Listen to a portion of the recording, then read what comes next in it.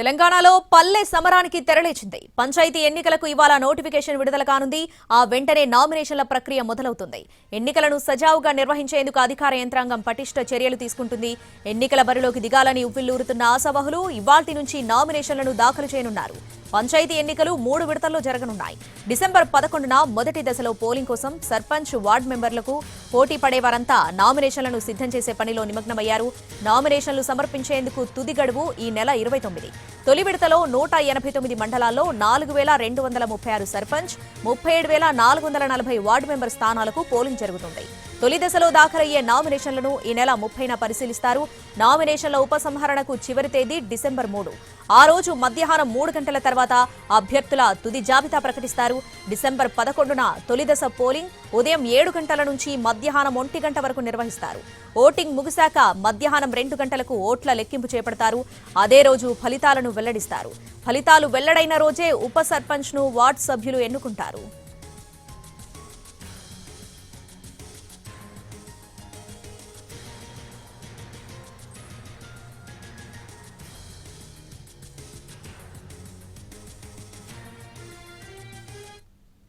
రెండో విడతలో December 14న polling జరిగే పంచాయతీల్లో ఈ నెల 30 నుంచి, మూడో విడతలో డిసెంబర్ 17న పోలింగ్ జరిగే పంచాయతీల్లో వచ్చే నెల 3 నుంచి నామినేషన్లను స్వీకరిస్తారు.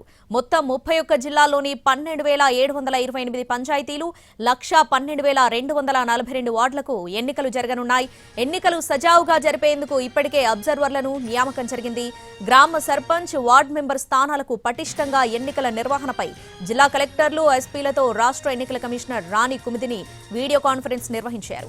నేటి నుంచి నామినేషన్ల ప్రక్రియ చేపట్టడం, శాంతి భద్రతలు, ఎన్నికల కోడ్ అమలు, ఎన్నికల సామాగ్రి తరలింపు అంశాలపై ఉన్నతాధికారులతో చర్చించారు.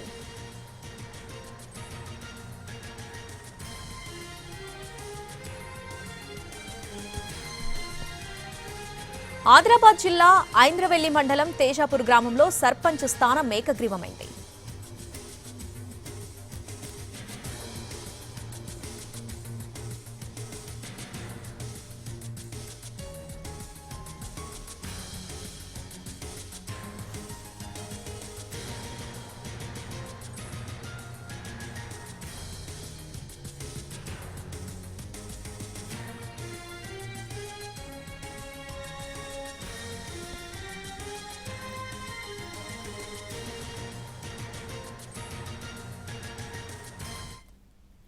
ఆదిలాబాద్ జిల్లా ఐంద్రవెల్లి మండలం తేజాపూర్ గ్రామంలో సర్పంచ్ స్థానం ఏకగ్రీవమైంది.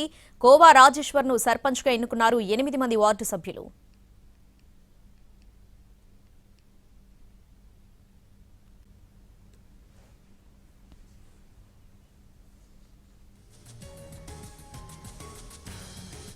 పంచాయతీ ఎన్నికలకు ఇవాళ నోటిఫికేషన్ విడుదల కానుంది. ఆ వెంటనే నామినేషన్ల ప్రక్రియ మొదలవుతుంది. ఇక దీనికి సంబంధించి పూర్తి అప్డేట్స్ మా ప్రతినిధి సుధీర్ లైవ్ లో అందిస్తారు. సుధీర్,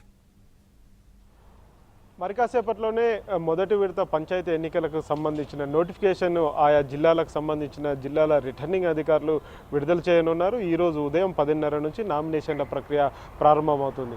అయితే 30వ తేదీ నాటికి ఈ నామినేషన్ల పరిశీలన జరుగుతుంది. ఆ తర్వాత నామినేషన్ల స్క్రూటినీ డిసెంబర్ 11వ తేదీన మొదటి విడత పోలింగ్ అయితే జరగబోతుంది. ఈరోజు దాదాపు 182 మండలాల్లోని 4,000 పైచీలకు గ్రామ పంచాయతీలకు సంబంధించి సర్పంచ్ స్థానాలకు ఈరోజు నామినేషన్లు ప్రారంభం కానున్నాయి. ఈరోజు ఉదయం 10:30 గంటల నుంచి సాయంత్రం 5 గంటల వరకు నామినేషన్ల ప్రక్రియ కొనసాగుతుంది. అదేవిధంగా దాదాపు 37,000 పైచీలకు వార్డు మెంబర్లు ఏవైతే ఉన్నాయో వార్డు మెంబర్లకు కూడా ఈరోజు నామినేషన్ల ప్రక్రియ ప్రారంభమవుతుంది. ఇది మొదటి విడతకు సంబంధించిన నామినేషన్లకు సంబంధించిన వివరాలు. ఆ తర్వాత చూసుకున్నట్లయితే ఈ స్థానిక సంస్థల ఎన్నికల్లో భాగమైన సర్పంచ్, వార్డు మెంబర్ల ఎన్నికలను 3 విడతలుగా నిర్వహించాలని చెప్పేసి రాష్ట్ర ఎన్నికల కమిషన్ నిర్ణయం తీసుకుంది. ఈ 25వ తేదీన జరిగిన షెడ్యూల్కు సంబంధించి షెడ్యూల్లో భాగంగా ఈరోజు 27వ తేదీ ఉదయం 10:30 గంటలకు నామినేషన్లకు సంబంధించిన నోటిఫికేషన్ ఆయా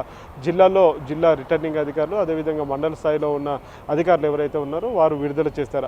విడుదల చేసిన వెంటనే నామినేషన్ల ప్రక్రియ ప్రారంభమవుతుంది. అయితే ఇందుకు సంబంధించి అన్ని రకాల ఏర్పాట్లు చేశామని చెప్పేసి ఎన్నికల కమిషన్ చెప్తుంది. నిన్న వీడియో కాన్ఫరెన్స్ నిర్వహించారు.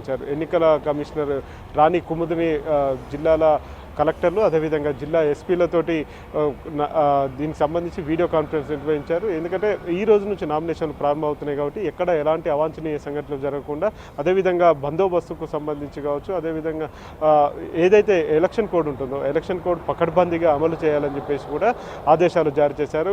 గ్రామీణ ప్రాంతాల నుంచి పట్టణ ప్రాంతాలకు వస్తున్న రహదారులు ఏవైతే ఉంటాయో ఆ రహదారుల దగ్గర పూర్తి స్థాయిలో పికెటింగ్ ఏర్పాటు చేయాలని చెప్పేసి కూడా ఆదేశాలు జారీ చేశారు. మరొక వైపు బార్డర్ ప్రాంతాలు ఏవైతే ఉంటాయో జిల్లాల బార్డర్లు కావచ్చు, రాష్ట్రాల బార్డర్ల దగ్గర కూడా సరిహద్దులో చెక్ పోస్టులు ఏర్పాటు చేయాలని చెప్పేసి కూడా ఆదేశాలు జారీ చేశారు. మద్యం కావచ్చు, నగదు కావచ్చు సరఫరా కాకుండా స్క్వాడ్స్లను అంటే ఫ్లయింగ్ స్క్వాడ్స్ కావచ్చు, సాధారణ ఇతర స్క్వాడ్స్లను కూడా ఇప్పటికే రంగంలోకి దింపిన పరిస్థితి కనిపిస్తుంది. ముఖ్యంగా ఎన్నికలకు సంబంధించి చూసుకున్నట్లయితే పకడ్బందీగా ఎన్నికలు నిర్వహించాలని చెప్పేసి ఎన్నికల కమిషన్ ఆదేశాలు జారీ చేసిన నేపథ్యంలో ఇప్పటికే ఆయా మండలాలు, గ్రామాల్లో పూర్తి స్థాయిలో ఎన్నికల కోడ్ అమలుకు వచ్చింది కాబట్టి అక్కడ అవాంఛనీయ సంఘటనలు జరగకుండా ఎన్నికల అధికారులు బందోబస్తు ఏర్పాటు చేస్తున్నారు. ఇటువైపు రాష్ట్రంలో ఉన్న పోలీసులతో పాటు ఇతర రాష్ట్రాలకు సంబంధించిన పోలీసులను కూడా అవసరమైతే ఇతర రాష్ట్రాల పోలీసులను పారామిలిటరీ బలగాలను కూడా రంగంలోకి దింపాలని చెప్పేసి ఎన్నికల కమిషన్ భావిస్తుంది. దాదాపు 1,00,000 పైచీలకు 1,12,000 పైచీలకు ఉన్న పోలింగ్ కేంద్రాలు ఏవైతే ఉన్నాయో ఆ పోలింగ్ కేంద్రాల్లో కూడా పూర్తి స్థాయిలో ఏర్పాట్లు అయితే చేస్తున్నారు. ఎందుకంటే గ్రామీణ ప్రాంతాల్లో ఉన్న ఒక పోలింగ్ స్టేషన్లో దాదాపుగా 500 నుంచి 600 వరకు కూడా ఓటు పోలయ్యే అవకాశాలు ఉంటాయి. అదేవిధంగా వారికి ఆ పోలింగ్కి సంబంధించి ఆ గ్రామాల్లో ఉండే చాలా వరకు 1 లేదా 2 పోలింగ్ స్టేషన్లు ఎక్కువ మంది ఉంటారు. అంటే అందులో ఓట్లు వేసే వారి సంఖ్య ఎక్కువగా ఉంటుంది కాబట్టి అక్కడ ఎలాంటి అవాంఛనీయ సంఘటనలు జరగకుండా కూడా పూర్తి స్థాయిలో బందోబస్తు ఏర్పాట్లు చేయాలని చెప్పేసి కూడా ఆదేశాలు జారీ చేశారు. అదేవిధంగా నామినేషన్ల ప్రక్రియకు సంబంధించి ఏవైనా ఇబ్బందులు ఉంటే వెంటనే ఎన్నికల రిటర్నింగ్ అధికారుల దృష్టికి కావచ్చు, ఎన్నికల అధికారుల దృష్టికి తీసుకురావాలని చెప్పేసి అయితే సూచిస్తున్నారు. ఈరోజు నామినేషన్ల ప్రక్రియ ప్రారంభం అవుతుంది కాబట్టి మొదటి దశ సర్పంచ్ ఎన్నికలకు సంబంధించి ఈరోజు నామినేషన్ల ప్రక్రియ ప్రారంభమవుతుంది. ఉదయం 10:30 గంటల నుంచి సాయంత్రం 5 గంటల వరకు. డిసెంబర్ 11వ తేదీన ఉదయం 7 గంటల నుంచి మధ్యాహ్నం 1 గంట వరకు కూడా పోలింగ్ ప్రక్రియ జరుగుతుంది. అదే రోజు వెంటనే ఫలితాల వెల్లడి ఉంటుంది. ఆ తర్వాత ఉప సర్పంచ్కి సంబంధించిన ఎంపిక ప్రక్రియ ప్రారంభమవుతుందని చెప్పేసి కూడా ఎన్నికల కమిషన్ అధికారులు స్పష్టం చేశారు. ఇప్పటికీ 4,000 పైచిలకు సర్పంచ్ స్థానాలు ఏవైతే ఉన్నాయో ఆ సర్పంచ్ స్థానాలకి ఈరోజు నామినేషన్ల ప్రక్రియ ప్రారంభమవుతుంది.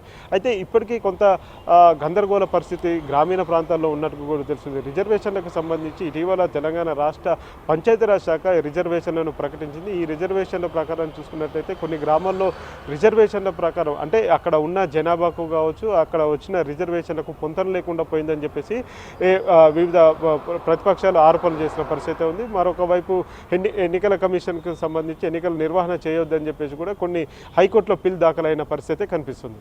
Right Sudheer, thanks for the updates.